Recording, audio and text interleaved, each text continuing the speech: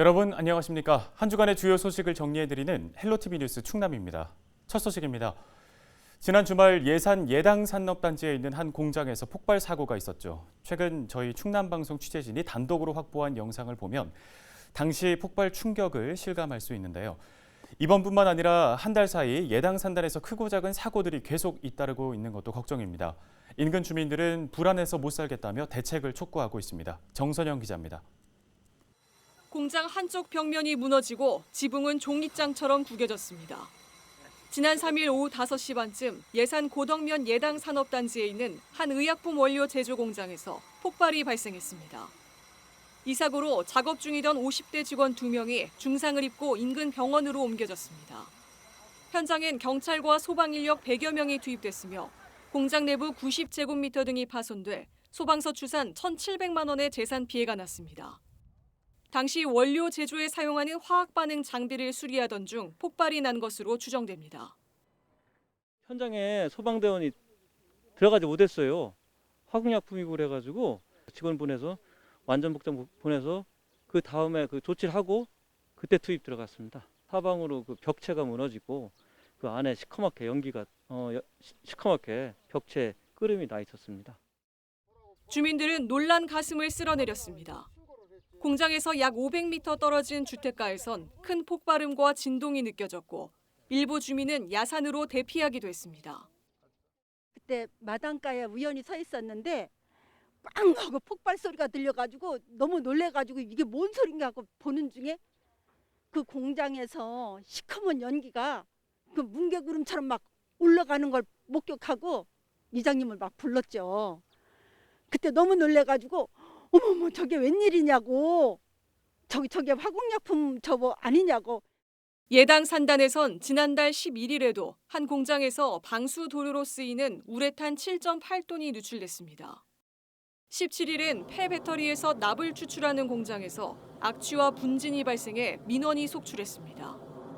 최근에 산단 주변 마을의 대기에서 1급 발암물질인 벤젠이 기준치를 초과해 검출됐다는 조사 결과가 발표되기도 했습니다.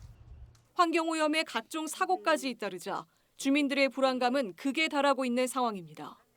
또 저쪽에 우리가 이제 우려하는 공장 한 군데서는 주기적으로 한 1, 2년 간격으로 지금 화재 말하자면 그것도 폭발로 인해서 그 화재가 발생해가지고 3번 정도 났던 걸로 알고 있거든요. 지금도 불안해가지고 뭐 어느 분은 뭐 밤에 잠이 안 온다고 하고 뭐 조그만 어디서 큰 소리만 나도 야 이거 무슨 폭발한 거 아니야. 현재 예당 산단 인근엔 90만 제곱미터 규모의 또 다른 산업단지가 추가로 조성되고 있습니다. 사고 재발 방지와 안전 대책 등이 마련되지 않는 한 주민들의 우려와 반발은 더 거세질 것으로 보입니다. 헬로티비 뉴스 정선영입니다. 네, 이번엔 관계기관의 미흡한 대처가 불안과 혼란을 가중시킨다는 지적이 제기도 했습니다. 산단 인근 주민들은 평소 사고에 대비해 충분히 훈련하고 또 사고가 났을 땐 이를 신속하게 알려야 한다며 대책을 촉구했습니다. 정선영 기자가 전해드리겠습니다. 지난 3일 예산 예당 산단 내 한 공장에서 폭발 사고가 발생한 직후 인근 주민들은 어떠한 안내도 받지 못했습니다. 당시 현장을 목격한 마을 이장은 산단 관리소와 주민들한테 일일이 전화를 돌렸지만 혼자선 역부족이었다고 말합니다. 산단에서 불과 100m 반경에 살고 있는 일부 주민들은 두려움에 야산으로 대피하는 소동도 벌어졌습니다. 뿌연 연기가 나더라고요. 그래서 내 생각에 빨리 연락을 해야 되겠다. 혹시 모르는 사람 있을까 봐. 그러든지 일단은 그래서 제일 먼저 연락할 분은 거기 관리소장님한테 제가 연락을 했습니다. 빨리 대처할 수 있는 연락망이 있어야 해요. 앞으로. 산단이 위치한 고덕면의 인구는 4,800여 명. 지자체의 재난 문자나 사고 알림 문자는 단 한 통도 오지 않았습니다. 소방서가 의용소방대원 등에게 보낸 출동 문자 메시지엔 공장 폭발이 아닌 단순 화재로 통보됐습니다. 민가에서 화재가 난 거로 그냥 번지수만 하고 아무 대책이 없더라고요. 그래서 제가 그 소방대 다시 전화해서 이건 예당 산단 폭발 사고다. 다시 문자 보내서 주민들한테 다시 통보를 해줘라. 그렇기 때문에 2차 피해를 막아줬으면 좋겠다. 그랬는데 그것마저도 안 됐습니다. 사고 후 사흘이 지났지만 해당 업체는 물론 지자체와 소방, 경찰 등 어디에서도 후속 조치에 대한 안내는 여전히 없는 상황입니다. 주민들은 분통을 터뜨립니다. 아무런 저거가 없었어요. 뭐 군이고 도구 뭐이고 그래서 이걸 항상 우리가 알아서 대처를 하고 살아야 되는 건가? 알려줘야 될 거 아니에요. 이게 사람한테 위험하지 않고 위해하지 않다면 그렇다고 사람한테 안심을 시켜주든가, 아니면 거기에 대한 대비를 철저하게 해주든가. 예산군은 최초 신고는 충남도 상황실로 접수됐으며 이후의 내용을 전달받았다고 밝혔습니다. 예산 전 지역에 전송되는 긴급 재난 문자의 경우 최근 코로나19로 정부 지침이 강화돼 적합하지 않았다고 설명했습니다. 마을 이장 등 수신자를 선별해서 자체적으로 문자를 전송하는 방식도 있지만 이미 사고가 수습돼 보내지 않았다고 덧붙였습니다. 결국 사고 직후에도 한참 후에도 주민들은 제대로 된 정보조차 듣지 못한 겁니다.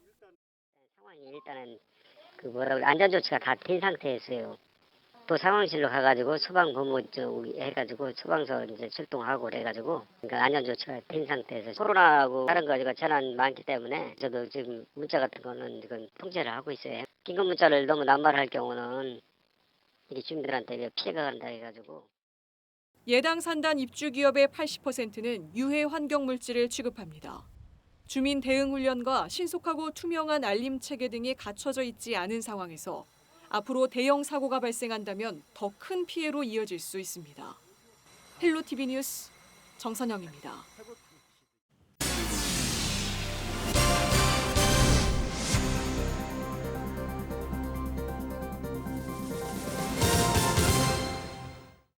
태안에서 보령을 10분 만에 갈 수 있다. 이 얘기를 듣고 놀라신 분들 계실 텐데요. 올 연말 해저 터널이 개통하면 이 얘기가 현실이 될 것으로 보입니다. 서해안 관광 지역에도 획기적인 변화가 예상되는데요. 태안군은 어떻게 대응하고 있을까요? 한범호 기자입니다. 보령 대천항에서 원산도를 잇는 국내 최장 해저 터널. 올해 12월 31일 개통되면 바다로 갈라진 태안과 보령이 이어집니다. 해저 터널과 연륙교를 이용해 차를 타고 오갈 수 있게 되는 겁니다. 태안 영목항에서 보령 대천항까지 소요 시간은 기존 1시간 40분에서 10분으로 단축됩니다. 가장 큰 변화가 예상되는 분야는 관광. 서해안 대표 관광도시로 자리 잡은 태안군은 대응 전략 마련에 나섰습니다. 전문가와 주민 등이 참여한 기구를 구성해 인프라 구축과 관광 프로그램 등을 논의하고 있습니다.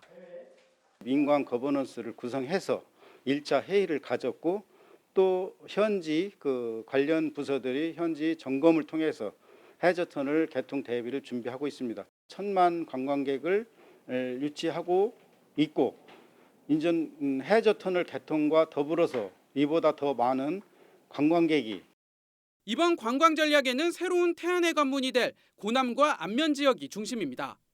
특히 연륙교와 닿아 있는 영목항은 전망대 조성과 먹거리 개발, 투어버스 신설 등이 추진됩니다. 할미 하라비바위가 있는 안면도 꽃지 해양공원에는 사진 명소화를 위한 조형물 등이 추가됩니다. 해양치유센터 등 기존에 추진하던 관광 자원도 적극 활용하겠다는 계획.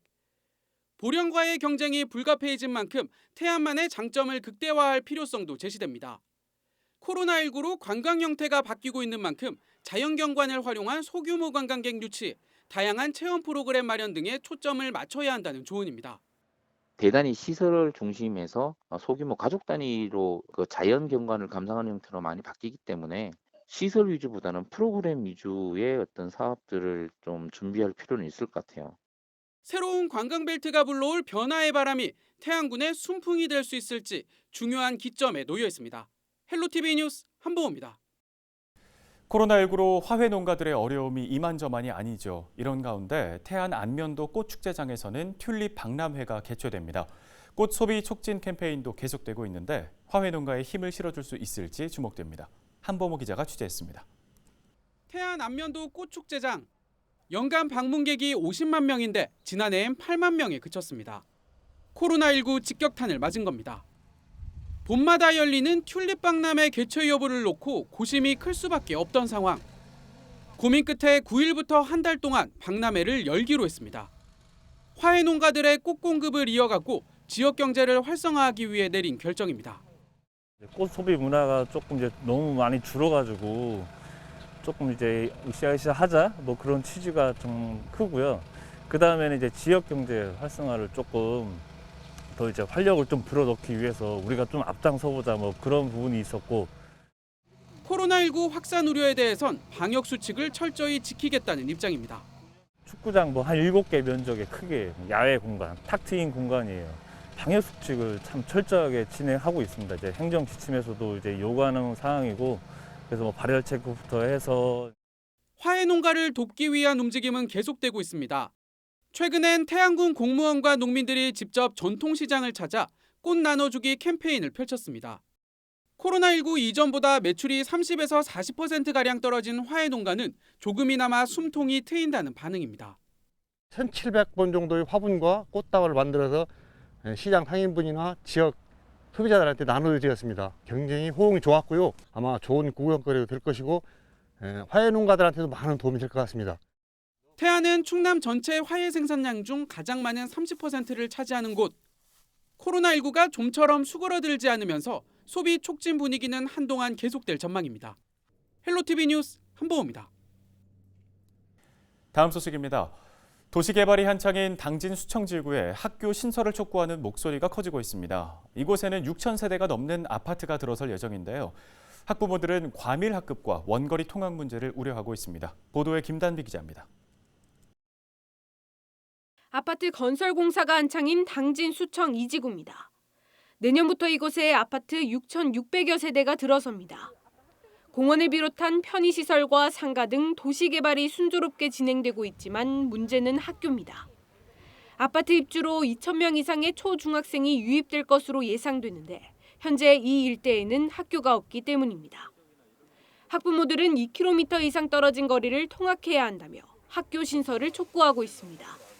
그 아파트보다 지금 5배, 6배 많은 입주 세대가 예정돼 있는 아파트에서 당진초로 이제 배정을 하게 되면은 교통도 문제이고 이제 아이들 특히나 위험이 가장 큰 문제라고 생각을 합니다. 당진초까지 혼자 등하교를 보내기에는 너무 불안할 것 같아요. 그런데 이제 저학년 이제 자녀를 두신 부모님들은 절대로 혼자를 보낼 수가 없거든요. 기존 학교의 과밀 학급도 문제입니다. 인근 초등학교와 중학교는 이미 포화 상태. 수청지구 학생들이 인근 학교로 분산되면 충남교육청이 공고하는 학급당 학생 수 30명을 넘어 한 학급당 38명까지 증가할 위기에 놓였습니다. 당진교육지원청은 초등학교와 중학교를 각각 한 곳씩 신설하는 사업 계획을 교육부에 제출했습니다. 건축법상 학교 증축은 불가능하기 때문에 신설만이 문제를 해결할 수 있는 유일한 방법으로 보고 있습니다. 학교 신설이 안 될 시에는 한 몇 년 후에는 이제 38명까지도 늘어나거든요. 그래서 중학교도 과밀화가 너무 심각해서 학교 설립 요건을 충족을 했기 때문에, 그리고 더 이상 이제 과밀화를 더 이상은 이제 저희가 방치할 수 없는 절박한 상황이라 저희가 이제 학교 설립을 했고요. 하지만 학령 인구 감소로 학교 신설 심사가 까다로워지면서 수청지구 초등학교 신설의 경우 한 차례, 중학교는 3차례 무산된 바 있습니다. 교육지원청은 최근 아파트 분양 공고가 새로 나면서 그동안 미달됐던 아파트 분양 6,000세대 조건이 충족됐다며 교육부 심사 결과에 기대를 모으고 있습니다. 교육부 중앙투자심사 결과는 이달 안으로 나올 예정입니다. 헬로티비 뉴스 김남희입니다.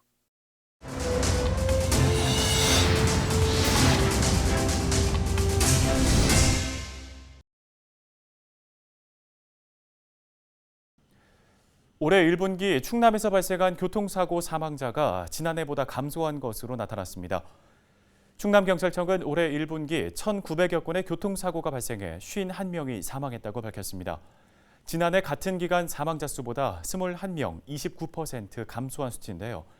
사고 종류별로 살펴보면 보행자 사고 사망자가 23명으로 가장 많았고 화물차 사고 7명, 음주운전 사망자 1명입니다. 교통사고로 노인이 숨진 경우는 같은 기간 31건에서 17건으로 줄었습니다. 충남 임산부 119 구급서비스 1분기 이용 건수가 1,300여 건으로 집계됐습니다. 충남도 소방본부의 유형별 이송 현황을 보면 임산부 진료가 가장 많았고 이어 영아 이송과 복통, 진통 등의 순이었습니다. 출산 사례는 한 건이었습니다. 또 다문화 가정 임산부 29명도 119 구급 서비스를 이용한 것으로 조사됐습니다.